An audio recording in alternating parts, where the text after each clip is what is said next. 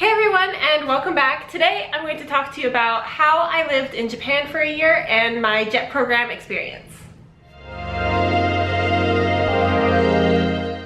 Alright, so first of all, I should explain that from August 2018 to August 2019, I was living in Japan and working as an ALT for the JET program. I'll explain what that is in just a second. So I'll say the term ALT in this video quite a lot. ALT stands for Assistant Language Teacher, and that was my job in Japan. So I wasn't the primary teacher in my schools. I would be co-teaching with a Japanese person who is the regular English teacher for that school, if that makes sense. So first things first, how did I go to Japan and how was I able to live there for a year? So I went to Japan with the JET program. The JET program is an international program that accepts people from all over the world, and you apply to them to become a teacher, and then they place you in a city in Japan. So in November 2017, I guess is when I applied, and then I ended up going to Japan in August 2018. It's kind of a complicated process to apply.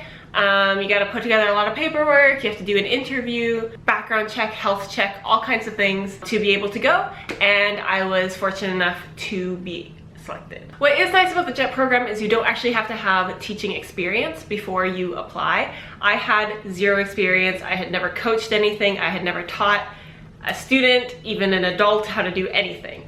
And I applied and I was still able to go. Mostly what you are is an ambassador for your country. You're there to kind of share your culture with Japanese students and for them to share their culture with you. A lot of students in Japan haven't had a lot of contact with foreigners, so you're kind of there to give them that kind of experience with communicating with somebody from another country.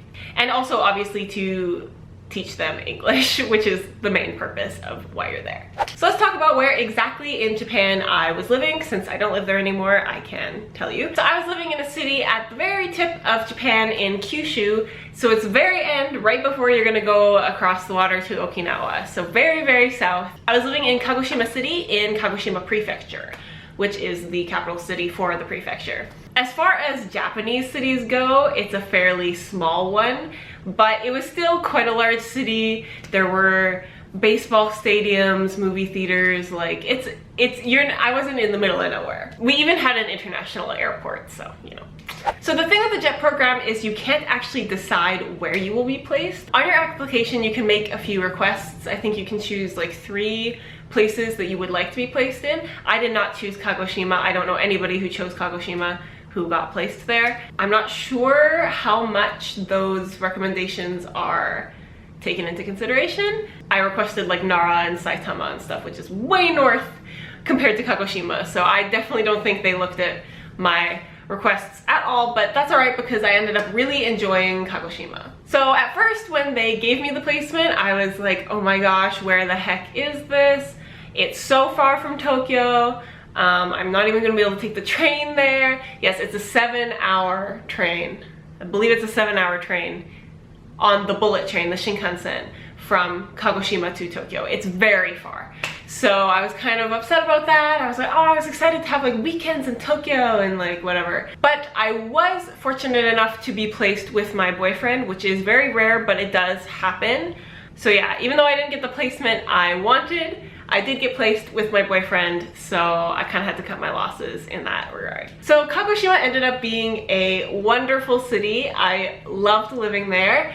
The city actually sits right under an active volcano that erupts periodically throughout the year. There's no magma flowing down the mountain, obviously, but ash does rain down on the city quite often.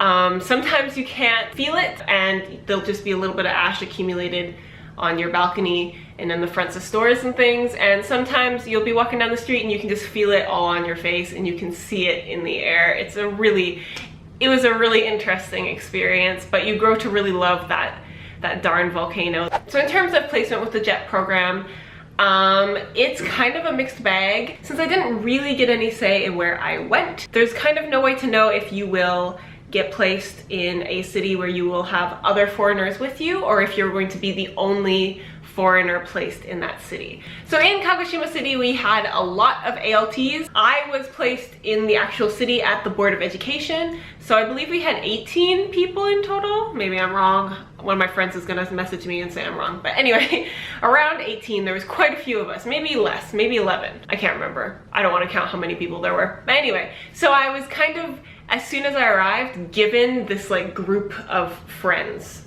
to here.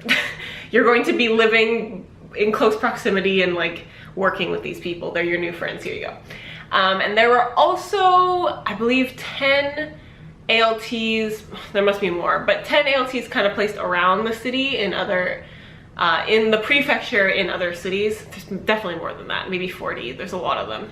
I can't remember. I'm throwing out a lot of numbers. There was a lot of us. But I have heard of some people being placed in very small cities where it is just them and the next ALT is quite far away. Which some people really enjoy that experience and some people don't. It really depends on who you are and your comfort level.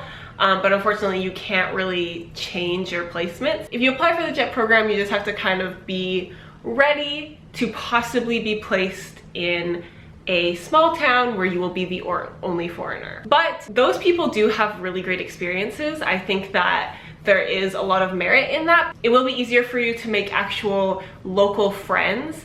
I know for me, I didn't really make that many actual local Japanese friends. Most of my friends were foreigners, which is kind of disappointing. I made a lot of wonderful friends, but if you are the only person in a city, you'll have much more opportunity to get involved in the culture.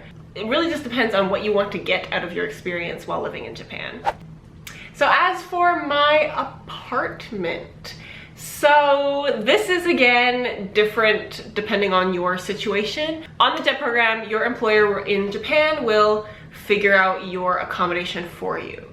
For the most part, unless you're placed in Tokyo, that's a whole other can of worms. So the Board of Education, when we arrived, already had apartments set up for us. We had no say in the size or the cost or anything like that, but they did try to get us the cheapest apartments possible, but still have them be quite nice. Sorry, my camera died, I'm back.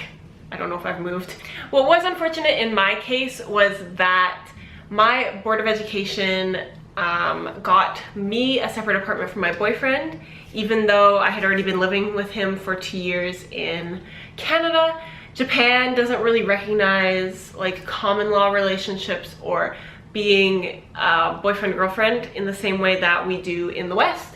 So because we weren't married, they wouldn't let us live together, which was very annoying because we were gonna live together anyway, which we did, but I had to keep my apartment because it was leased through the Board of Education. Yeah. Even when we got engaged in Japan, they still wouldn't let us like get rid of my apartment. It was just a whole thing.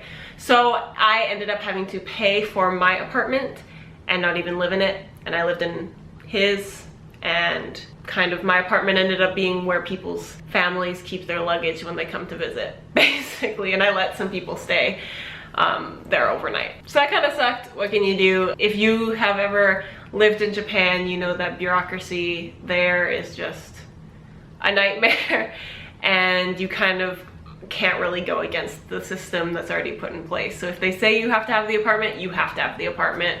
You're gonna have to cause just a massive kerfuffle to try to change it, and honestly, what's the point?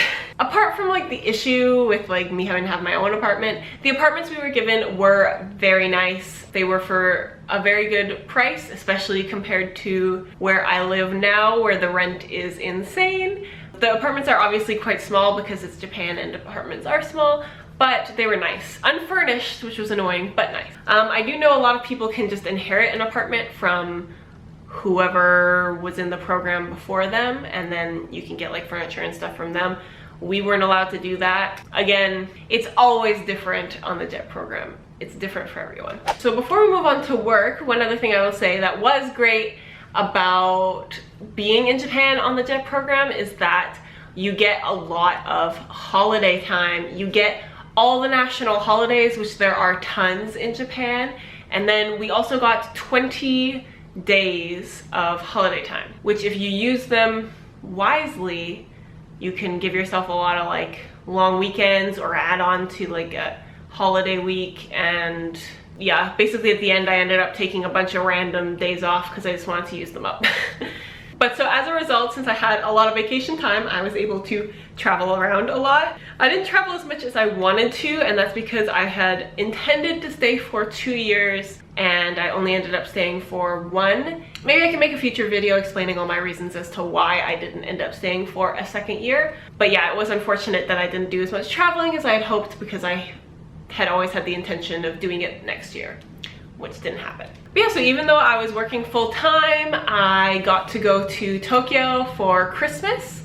I went with my boyfriend and we met up with some of our friends while we were there. We had a great time. We went to the robot restaurant. We went to Team Lab Borderless, which is like this amazing exhibit. I did vlogs about all my holidays in Japan, so you can go on my channel and check those out. For spring break, I went to Osaka, which I highly recommend. I loved Osaka. It's a must-go-to place. It's so cool. I went to Fukuoka for just like a long weekend. I took some days off and went and met some of my friends from Canada. Had a great time. There's a vlog about that. I also went on a long weekend to Seoul, South Korea, because as I said, Kagoshima has an international airport. And since Korea is so close to Japan, I thought I might as well take the opportunity to go. I didn't vlog our Korea trip because it was just supposed to be kind of a romantic trip, and we were only there 2 full days, I believe. So there was so much time to go and do holiday stuff and explore and enjoy Japan, which should be the reason why you're there anyway. I mean, what's the point going and living in another country if you don't experience the things it has to offer you? As an aside, I do want to say that I am really praising Japan, but Japan was not without its difficulties. I had a lot of difficulties. I think maybe in a future video I'll talk about all the things I didn't enjoy about Japan and kind of how they contributed to why I wanted to leave. So yeah, I don't want you to think it's this crazy, amazing, wonderful place. It's like everywhere else. There's good things and bad things about it, just as a warning. All right, so let's talk about work and what I was actually doing in Japan as an assistant language teacher. So again, this is totally different for everyone. So I was employed by the Board of Education, but I was sent to 2 different junior high schools, and I had a few days where I was a guest at an elementary school, which were a ton of fun. The elementary school students are very cute. I hated it the first time because I don't really like children, but I loved it the second time. It was so much fun. I couldn't do it every day because like I don't know how elementary school teachers do it because the children are insane, but it was a great experience to go and sing songs and play with the kids at recess and all that. But yeah, so I worked at 2 junior high schools. I spent about half and half my time there. So it'd be like in a week, I'd do 3 days at one school, 2 days at the other, and then like kind of changed up like that. One school I taught at by myself. I was the only assistant language teacher. And then at my other school, I shared it with another ALT. So those were 2 kind of very different experiences. Being on your own is very daunting, especially at a school like mine where most people don't speak English and nobody will inform you of anything that is going on in the school ever, and you have to try to figure it out. Even though I couldn't really speak Japanese, it was not that great.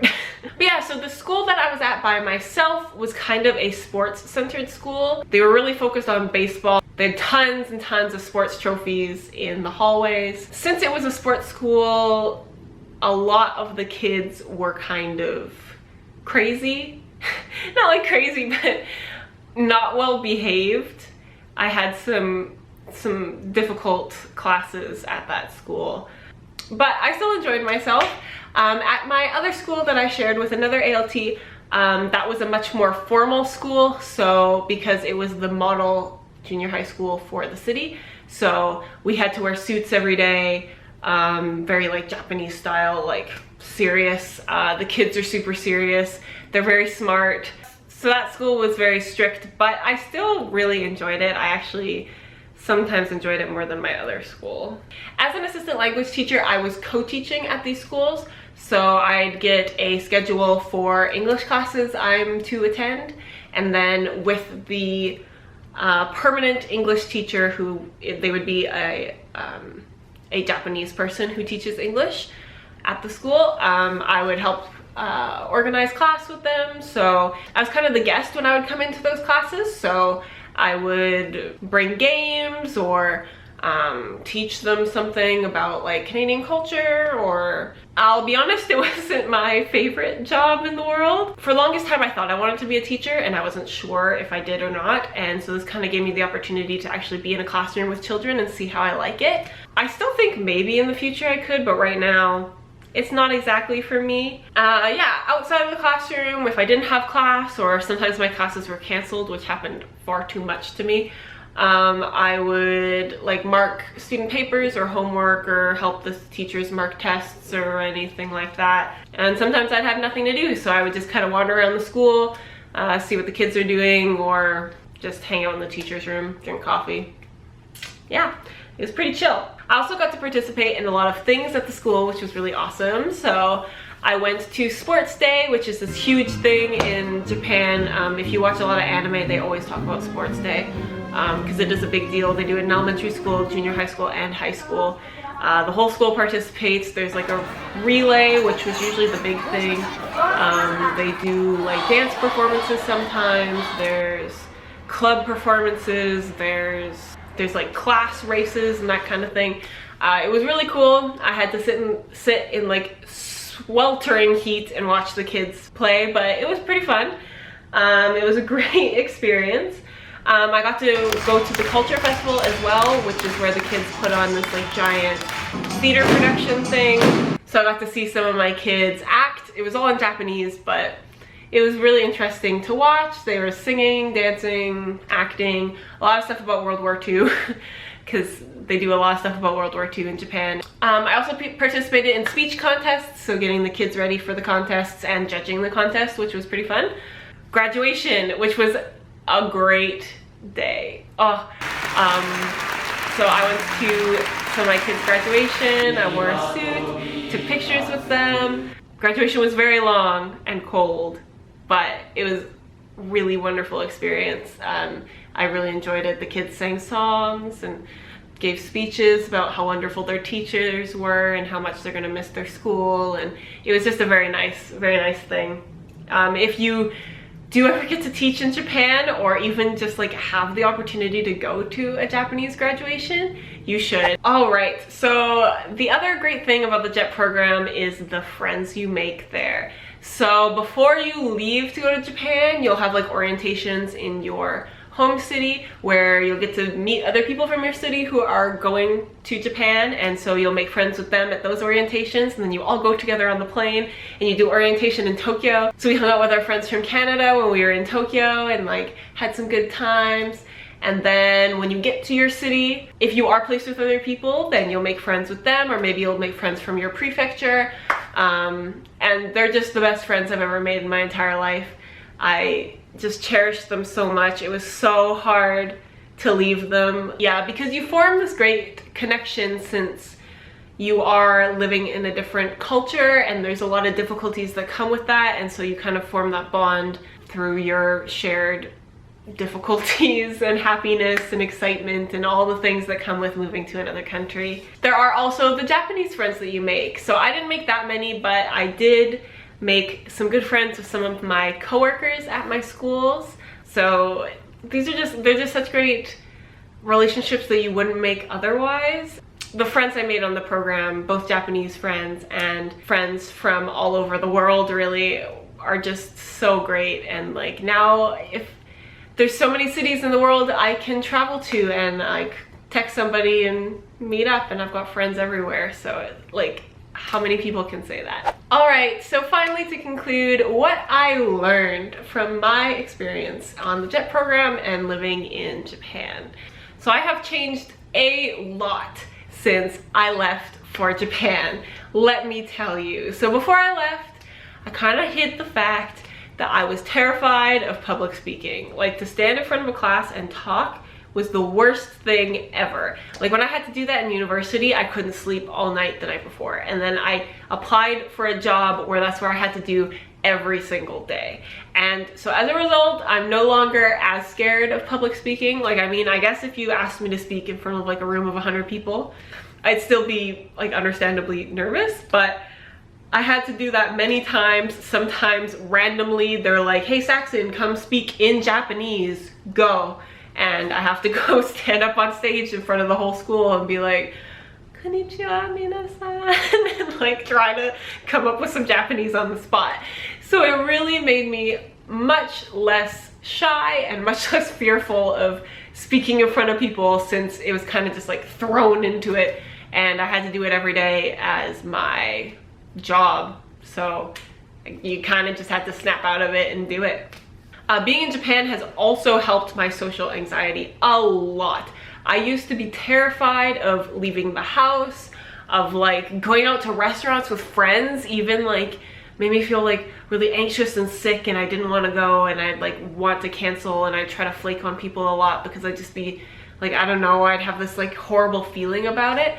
But having so many friends all the time, we were always going out, eating different foods, traveling so much, and of course always meeting new people, always being surrounded by like my Japanese students and my Japanese co-workers, and you're kind of thrown into this place where not everybody understands how you feel because you're from a different culture and you're living in another part of the world. And it really kind of made me more self-sufficient and made me less scared to like go out and be around people and like realize they're not all trying to hurt me and that I can take care of myself and I can do these things that I'm afraid to do. And finally, of course, the most important thing I learned from being in Japan is the importance of sharing culture and the importance of trying to understand people from other cultures. So yeah, that is kind of my entire story of living in Japan, how I got there, my experience on the JET program. This has been mostly just the facts. I haven't really talked about the positives and negatives so much. If you want more in depth of like things I hated and things I loved about living in Japan, I definitely am interested in doing that at a later date.